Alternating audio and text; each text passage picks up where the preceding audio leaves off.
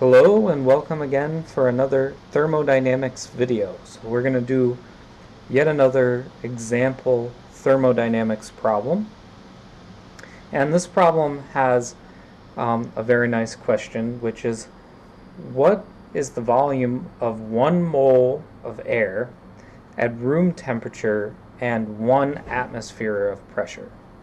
So the first thing we're going to have to do is identify what equation we're going to be using, and we have this very nice ideal gas law that's going to be very useful for us, which says PV is equal to NKT, where K is a constant, P is pressure, V is volume, N is the number of moles, and T is the temperature, the absolute temperature. So 1 atmosphere of pressure is the same as 1.013 times 10 to the 5th pascals. And the reason we're choosing pascals here is because of the units of that constant K. Okay, and then N is Avogadro's number. I apologize. N is the number of atoms. So N is Avogadro's number. So in a single mole of air, we have Avogadro's number. A single mole of anything, we have Avogadro's number of atoms. So 6.02 times 10 to the 23. And I chose room temperature to be approximately 72 degrees Fahrenheit. People choose different values for this, but this is approximately the case, which gives us a temperature of 295.37 kelvins once we convert that. And in a previous video, we discussed a problem of how to figure out the conversion between Fahrenheit and Celsius, and then Fahrenheit and then Celsius to Kelvin is just a constant. So that's how we come up with 295.37 Kelvin.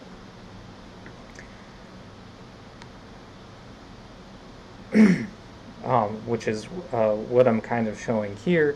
The Celsius temperature is 22.22 of 72 degrees Fahrenheit, and then adding the 273.15 gets us to Kelvin.